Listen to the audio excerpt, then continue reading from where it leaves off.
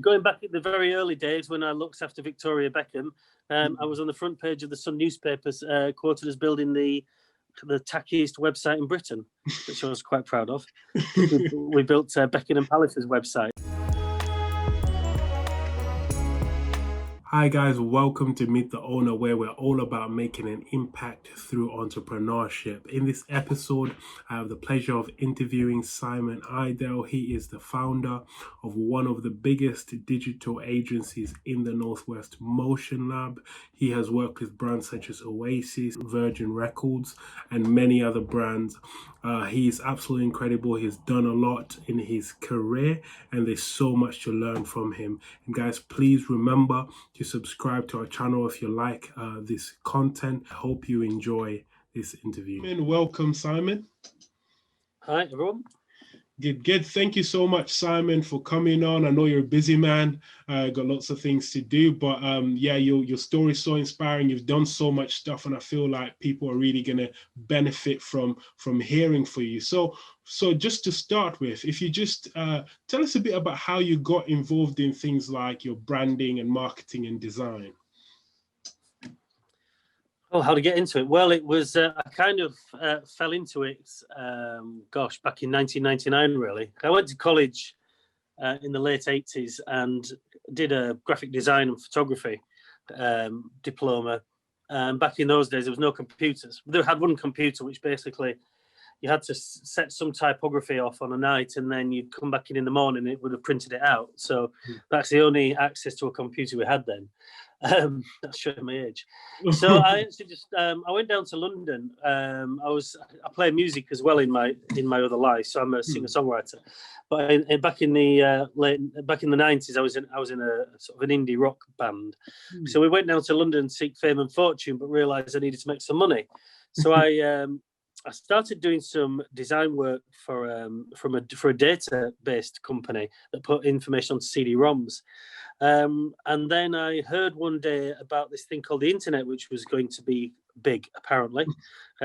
So I went down to the local bookshop and I bought myself a book on how to build websites.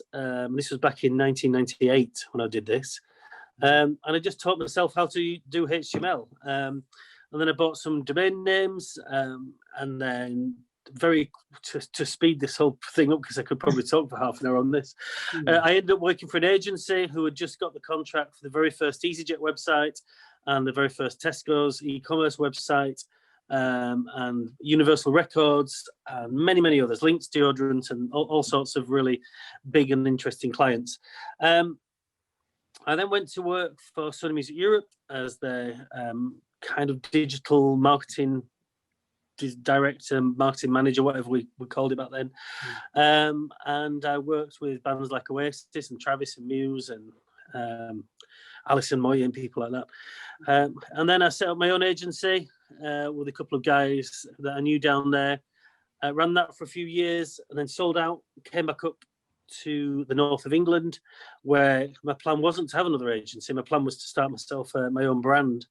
But I ended up falling into the agency life again, and then ended up building one of the biggest digital agencies in the northwest of England called MotionLab. And also we have MotionLab Interactive, which is a game development company. So that's what I've been doing for the last 16 and a half years. It's been pretty successful. We've got some lovely clients. And just recently, I've just sold a majority shareholder in that business. So I'm now investigating lots of wonderful and exciting new opportunities for the next stage of my career. Wow. That is a career and a half. And I mean, because obviously you talk about it quite casually, but there must have been obviously some difficulties, challenges along the way. And what we found, one of the biggest things that people struggle with is the confidence to initially start and to do something. Now, in the first place, when you first started doing the agency work and that sort of thing, what kind of gave you the confidence to start obviously approaching people and to start putting yourself in those positions such that you would end up where you are today? Is it something that you've always had, or is it, did you have to do something to get that? Yeah, I mean, I've always been a confident person, shall we say. So I've always been of the opinion that if you don't try, you'll never get. So it doesn't matter to me. You know, that's why I think I like sales so much, because I don't really care. Not care is the wrong word. I'm just confident, I guess, in doing something, and if I believe in myself and I believe in what we can do, we can believe we can deliver value to people, then it's just something that I've always had, really. And going back in those days, you know, I mean, obviously now I'm a lot older, but back when I was in my early 20s, you know, I was pretty fearless, really. So there's plenty of stories I could tell you, but we haven't really got time. You know, about how I kind of knocked on doors and got the business going, and ended up networking. Networking's a great thing, you know. The confidence thing always confuses me, because for me it's one of those things that of course you need to have confidence, but you also need to be humble. You know, people don't want arrogant and they don't want brash, but people do want passionate and people do want confidence. And with the best will in the world, you know, being shy and retiring and quiet isn't going to get you. Probably isn't going to get you what you want. All the entrepreneurs that I know tend to have some form of passionate belief in themselves, and I think that's just something that you've got to have. Okay. And so when did it go from, because obviously you said when you started out at first, you went to seek this fame and fortune, and then you kind of thought, okay, I need to make some money. So at what point did it move from, I just want to make some money while I'm trying to build this, to, okay, I'm actually building a business now? And then 16 years later, you've built this, you know, one of the largest agencies in the Northwest. Well, I was a shareholder, but also worked for this agency that had the EasyJet contract. It was a company called Tableau. And we, like I said, we had EasyJet, we had Sainsbury's, we had Tesco's, and Frigoscandia, as the word, massive refrigeration business. So we had lots of really lovely clients, Lynx deodorant as well. Because I was kind of working with somebody then, albeit I had a lot of autonomy, so I could kind of do what I want. The Sheffields, as they were known, gave me lots of autonomy. So I kind of hopefully learned a bit of my leadership style from them, because, you know, if you were doing a great job and you did what you want, you know, you could pretty much do what you wanted in the time that you wanted. So I've always run a really relaxed ship when I've run my companies. So really, it was when I made the decision to leave Sony Music Europe, which I did after Tableau. I went to Sony Music Europe, and I made a decision to leave because a guy that I used to work with said, let's set up a business together. And that's really the time when you just say, right, we've started a business, we've got some offices, what do we do next? And it was just, at the time, we were fortunate because we still had a really good relationship with Virgin Records at the time. So we just had a couple of little contracts that we could do for Virgin Records, and we did a very good job of them. And we did that, and we overserviced it, because this is kind of what you've got to do. Well, I would suggest that you don't overservice, but back in those days, we kind of overserviced just to get the work done and done properly, and just to really impress the client, really, and just to make sure that they kept giving us repeat business. And Virgin Records gave us lots of business back in those days, and then from there we got other clients. So it was kind of, that was the first time I really experienced, you know, sort of doing it for myself. Okay. And so obviously dealing with some of these brands, like obviously you're talking Virgin and some of them, and obviously you have to bring the goods, and like you were saying, you were talking about you over servicing them just so that you could kind of keep that going. Tell me a bit about, so when you have that skill, or when you're starting out in business, what are some of the things that you did to really make sure you got good at what you did? Well, I mean, you mean good at what I did, as in, you know, sort of delivering the product? Yeah, being able to, because obviously it's one thing to get a client, it's another thing to actually get results. Yeah, I mean, I suppose every client's different, you know. Every client's different. They all want a certain outcome, and the outcome of what they need is determined by some either aesthetic thing, so like a website or a brand or something, or it's determined by some form of sort of commercial value, so lead generation, for example. So, but the net result of everything that we do is in a marketing or in a design or in a creative sense, the net result is always to generate revenue, because that's the whole point of creating a beautiful brand or creating a marketing campaign or building a website or doing some social media or doing some photography or videos, the net result of all of that is a commercial objective. So for me, we've always had it in our minds that we have to ensure that we're always delivering commercial value. There's lots of agencies that have been and gone over many years that I've respected, wonderful, beautiful agencies that do incredible pieces of creative work, but then the businesses end up going bust, and they go bust because the creative work is sensational and it's beautiful, but it doesn't necessarily deliver commercial value to the business. It's just a beautiful piece of work for their portfolio. So I've always had a commercial objective in my head when we've been delivering for clients, and understanding that client wants, they're paying you for this and they want this, and how do we maximize that value that we deliver them? Okay. And if you just go into some of like the practical things that you've done to make sure you don't end up being that company that just makes things look nice, everything looks nice and beautiful, but they're not really getting any results. Like, how have you been able to say keep that commercial mindset type thing and not get carried away? That's just the culture of the business. That's just making sure that the team fully understand the reasons why we're doing what we're doing. As I did it in my talk I did the other day that you came onto. I talk about value a lot, and people just want to feel that they've got value for what they've paid for, so value for money. And whether that's a 99p burger from McDonald's, or whether it's a £1 million yacht, or whether it's some marketing, or whether it's a statue of, I don't know, the Buddha or something in the garden, or a hot tub. Whatever you're purchasing, there's value needs to exist in that. So if you go out for a meal or stop in a hotel, then you're expecting some value for that exchange, and that's what I just always instilled into the team, that whatever we're doing, that we're going to make sure that the client, has great value from it. Okay, and obviously you're involved in marketing, and that's a big part of what you've done over the years and that sort of thing. And one of the things I tend to think is that I feel like the methods that we use for marketing have changed, but there's some principles that are just timeless of marketing.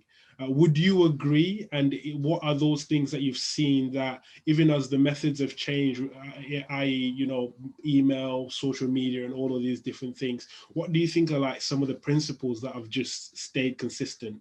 And do you think will probably stay consistent, for the foreseeable future? So the conversation that you're having there is around what has become available to us as marketeers as a channel.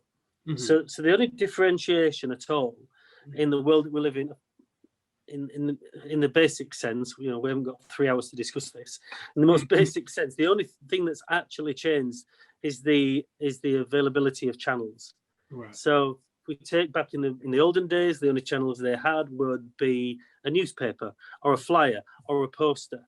The objective is that they create some content that is there to engage and attract somebody who may be wanting to buy whatever's on that thing, and those people walking past and seeing it and saying, okay. So basically, business is a very simple thing. It's somebody over here wants to buy something, somebody over here who has something to sell, and it's marketing's job to join them together. Now, whether that's just done by sticking a placard on your back and walking around the town, whether that's done by an advertisement in the newspaper, on the back of a bus, on the radio, on the social media, or on a website, it doesn't really, the whole fundamental basics of marketing are the same. It's that you have to understand what the customer wants, the basic pain points of the customer. You have to understand the needs, what value they're expecting.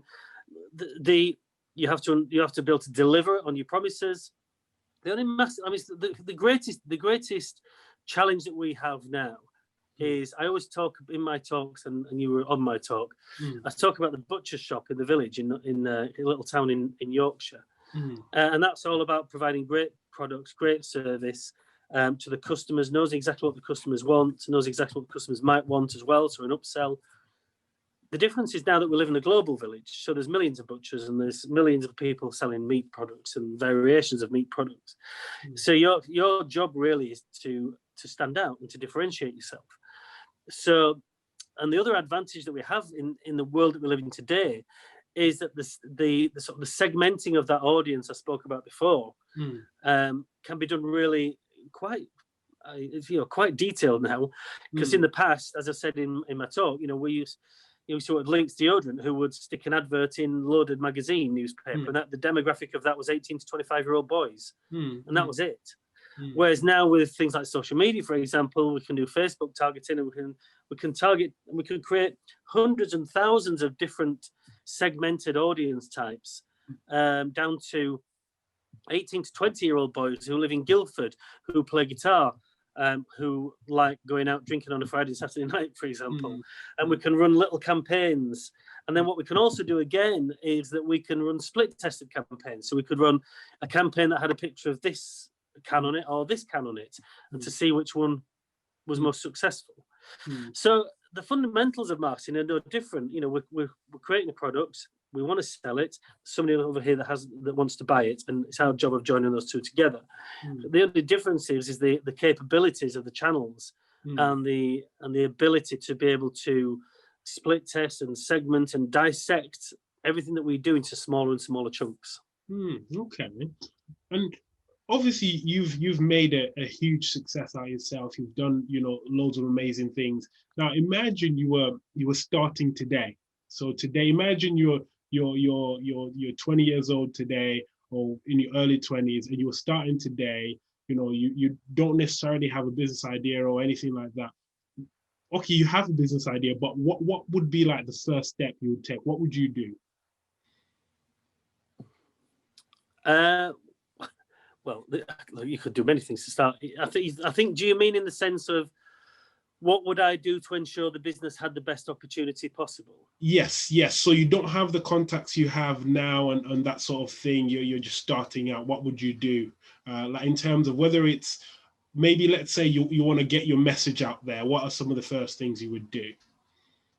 Well, I would go a little bit back before the message, really, because what I do a lot of if I'm working with young entrepreneurs is what I try to get them to do is to really, really try to differentiate their business proposition. So what I mean by that is if they're going to be a hairdresser, then be a hairdresser that does a very, very certain thing. So again, I use the phrase, the guys that do the thing. So if it was an agency, for example, then I would suggest that they became an incredibly niche agency in a very specific area. Because there's one thing that I have learned over 20 years of helping build brands and businesses is that those companies who really niche themselves into something very specific, they'll always do really well. And it's very tempting because I've done the same thing. It's very tempting to run a business, then all of a sudden something comes along that isn't quite what you do to say, oh yeah, let's do that. We need some money in the bank. But all that does, it just does a long-term dilution of what your proposition is and what people see you for. So the first thing that I would do is I would be incredibly sure about what my niche is and where I was going to target my business, what it was I was going to do, and exactly who it was I was going to pitch and present to. And then from there, what I would do is I would just do a lot of competitor analysis. So I don't think that we do enough competitor analysis in business today. And I think it's a really important part. So really understand who you're getting in the ring with. And I say getting in the ring in the sense of kind of getting to a boxing ring for a fight, because that's what business really is. I would really understand what brilliant things that your competitors are going to do, what amazing things they do, what average things they do, what good things they do, what poor things they do, and things that they do really badly. And I would make a big grid of all that knowledge and that intel. So I was really confident that what I was actually going to do was not going to be just a like-for-like business. It was going to be somebody or some business that really stood out in the marketplace of all that. And then that makes it really easy then to go out to the market and to position yourself. Because instead of, like, for example, an integrated agency like MotionLab, which we did websites and marketing and branding and PPC and SEO and social media, graphic design, we do all of that stuff. Rather than just being like, let's say, for example, a specialist brand strategy agency, for example. And I appreciate there's lots of brand strategy agencies, but the point is that you can just go after brand strategy as a niche segment, for example, or if you're a hairdresser. So the whole advent of this kind of hipster beard sort of short back and sides look that men tend to have nowadays. You know, there's been lots of traditional gentlemen's barbers have sprung up. You know, and it's that sort of real nicheness about that sort of Turkish barber, traditional, you know, and that's another good example of being, not just being a hairdresser, being really specific towards exactly what it is that you're going to do. Okay, and yeah, and obviously that you, even just from listening to you, then you've obviously learned a lot over the years, and where do you think you've taken a lot of your learning and your inspiration from, just coming up from when you started and that sort of thing?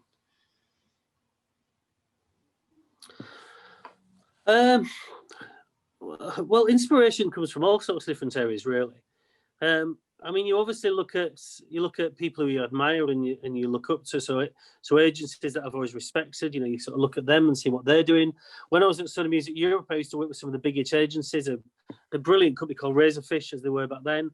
A great company called AKQA, Aqua. A company called Intro. So I used to work for them, and they really inspired me because they were brilliant agencies. But then you're sort of inspired by all sorts of things. You're inspired by the staff that work for you or the team that work for you. You know, because they come up with great ideas, and if you instill that sort of level of constant learning, you know, they'll come back with inspirational stuff anyway. You know, for me, it was always about making sure that we just did a really good job and made sure that they were really happy with the value that we could deliver. So that's what really got me, you know, inspired, I guess. Okay, and what part do you think your background and your upbringing and that kind of thing had to play with your success, or do you think it had anything to do with your success? Well, yeah, I mean, I suppose it helps because both of my parents were not necessarily entrepreneurs. Well, they were entrepreneurs, I guess. They owned a petrol station, an MOT station, and a car dealership in Yorkshire. So they didn't work for anybody. And then my mum set up a business doing bridal dresses in Halifax. So they both had their own businesses. So they were both self-employed. And then I guess I went to just work for my dad for a while, buying and selling cars when I was sort of 16 and 17. So I kind of got used to that sort of, you buy something for this, you do something to it, and you sell it for this, and you make some money. And it was kind of really simple then. I thought, making money is easy. As long as I buy something for this and I do something to it to make it better, I get more money for it. So how hard is it? It's dead easy. So that was always instilled in me. So that's sort of the simple, for me, if anybody ever sort of says anything about my sort of leadership style or my presenting style or my seminars, is that I like to strip everything back to the complete and utter total simplicity. Like I said before, about someone wants to buy something, somebody has something to sell, join them together.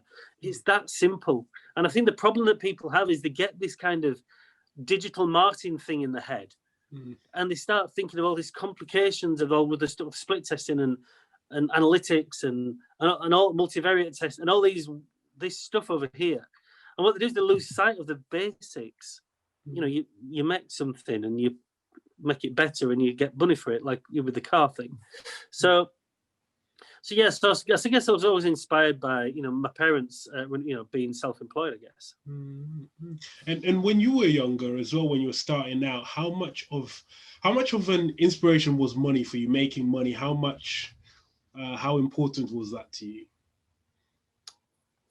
Yeah, well, I think it was back then. You know, back then I was driven a bit by money, because actually there's an interesting story here. So when I was a kid, I wanted a rally grifter bike, which is a bike that looked like a sort of chopper. Rally chopper bike. So it looked like a chopper, a motorbike thing. And I really wanted one, and I was probably only about 8 or 9. So my dad said, well, you can have one if you want. You can clean a car. You can clean the cars that are on my forecourt. So every Saturday I would go and I would clean the cars. And like I said, I was only 9 or 10 years old. And my dad would give me a £5 note every time I cleaned all the cars on the garage. And bearing in mind, £5 back in the 70s was quite a lot of money. So I remember collecting these £5 notes in a shoebox until I had that much in £5 notes. And we went to the shop and I bought this rally chopper with my with my £5 notes, and I took it home and I thought, I bought that. That was great. I enjoyed that. So right, I'm going to go do some. I'm going to make some more money so I can buy something else. So and I just think that's a really healthy thing. You know, my son's only sort of 14. You know, he's bought himself his own PlayStation, his VR set. He buys himself games. He plays rugby a lot, so he buys rugby stuff. So he's capable of buying his own things because he does little chores, and you know, he helps around the house. And so I just think it's a really good thing to instill in children, is that sort of, you know, without wanting to be over capitalist, just the logic, I guess, that, you know, if you work and you do good things, and you'll get some cash for it, and you can buy things from it. So I mean, the long-term thing was that, yeah, I was kind of really driven by money at a younger age, and I just wanted to have my own business so I could have nice cars and nice watches and a big house and a speedboat and a caravan and all that sort of stuff, and a property abroad, which is nice. And when you get all those things, it's lovely. But then what happens is you kind of get to my stage of life, and then you just realize that those things, whilst they're nice, they don't bring you ultimate happiness. You know, happiness comes from waking up every morning and just generally loving what you do. But that's a long-term journey that you've kind of to get through. I don't think there's anything wrong with necessarily being motivated by money, on the proviso that the money comes as a byproduct of doing great things. That's huge. And what do you think, obviously in your years of experience with entrepreneurship, seeing different people, what do you think separates those that succeed in entrepreneurship and those that fail in entrepreneurship? You've already touched on it a bit, but just, you know. It's pretty simple to me. Well, I've worked with over 100 entrepreneurs, and every single one shares exactly the same thing, and that's absolute undiluted passion. It's just an absolute driven passion to do what you believe is right. But also listening, you know, and empathy and understanding as well, and not believing that you're. I always had the mantra of that. I'm not particularly good at what I do. I just employ really, really good people. And they just make me look good. So at the end of the day, it's all about being incredibly driven about what you want to do, but also realizing where, you know, the bits that you're good at and the bits that you're not good at, and then ensuring that you take on the best people you can take on. I mean that this is one little business lesson I will absolutely stand by. I've employed hundreds of people over many years. Always take on the person that you don't think you can afford. Always take on that person that is much better than you think you need. Because that person that's much better and is a little bit more than you think you can afford will probably deliver much more than you're expecting. They'll advise, they'll help. The reason why they're more expensive is, in my experience, because they're worth it, and because they are driven, and because they will bring you absolute value for what you're expecting. Okay. No, that sounds good. And obviously, I personally love entrepreneurship. And what would you say that entrepreneurship has done for you over the years? I always say to people that being an entrepreneur is an interesting point. All I see in entrepreneurs is just somebody who wants to carve their own destiny. It doesn't necessarily mean, I mean, the French term is risk taker, isn't it? But I wouldn't say I've taken massive risk. Well, I suppose I've taken risks, but I don't see them as risks. They're calculated decisions. Being an entrepreneur has just ensured that I've led the life that I've wanted to lead, and I've taken the path that I wanted to take, and I don't have somebody telling me what time to finish on a Friday, and I don't have anybody telling me how many holidays I can have, and I haven't got anybody telling me, you know, what time to go into work, and I don't have anybody telling me what to do, you know. So for me, being an entrepreneur has given me the freedom to do what I want whenever I want. But you know, at the end of the day, you still put an incredible amount of work into it, and I would definitely say that you put in much more than a 37.5-hour week. But the payoff for that means that if I want to go Christmas shopping tomorrow, I can go Christmas shopping tomorrow. I don't have anybody telling me whether I can or can't do it. So for me, it's the freedom. So entrepreneurship equals freedom to me. Okay. Okay, and what are some of the biggest challenges you'd say you've had trying to get to the place that you are at today? I mean, with any business, money comes into it because, getting the ball rolling at first, getting that sort of initial money coming into the business so you can actually turn up to work and do good things. Making sure you get your proposition right, making sure you get your solution right, making sure you get your systems in place, just so then everything is working. So, you've got money coming in on a regular basis. Cash flow is the killer of all business. One thing I absolutely would say is, I mean, depending on the business, if you need to take millions of pounds of investment to build out some kind of big technical thing, then of course you got to do that. But I was always fortunate that we never borrowed any money. Everything we did was organic. So, it's cash and cash flow is the number one, I would say, most important thing from a general running of a business. But obviously, people are the people that do stuff. So getting the right people on the bus, as they say, getting the right people on the bus is ultimately just as important as well. Because if you got the right people on the bus, they'll do great things, which means that the clients really like you, which means you're delivering value, which the clients trust you, and then you get a reputation. So the cash flow comes as a net result of that. Okay. And what would you say have been some of the biggest highlights in that, like, the entrepreneurship journey up until now? Highlights. I suppose you just take them for granted, really. Yeah, well, I suppose going back at the very early days when I looked after Victoria Buckham, I was on the front page of the Sun newspapers, quoted as building the tackiest website in Britain, which I was quite proud of. We built Beckham and Palliser's website. Wow. And it was really tacky, but the idea was to be tacky, so that was a highlight. Another highlight of mine, I guess, was, I don't know, just the journey. I mean, there wasn't really any sort of standout. I mean, we had our 5-year anniversary, our 10-year anniversary, our 15-year anniversary, and they were all highlights. We won several awards, big exhibition awards for doing some great work for a big client called the Fit Show. They were highlights, but the highlights were just generally just building and working and growing a successful business. Okay. And obviously, just looking at time, I've got one last question, because one thing that we always talk about is we try to make an impact at Meet the Owners, or we're trying to make an impact through entrepreneurship and that sort of things. So what would you say, you as a person, what impact would you say you're trying to make? To who? Just to the world, or... I don't necessarily know whether I've made. I think me and my team have probably made the world a bit of a prettier place, and we've definitely generated. I would say, from all the clients that we've worked with and some of the numbers that I know that those clients have done, we've probably brought in hundreds and hundreds of millions of pounds of financial investment, I guess, into businesses. So we've helped grow $100 million businesses. So my impact, I guess, is just that. Well, I suppose the impact that I really enjoy this now. I really enjoy this kind of giving back.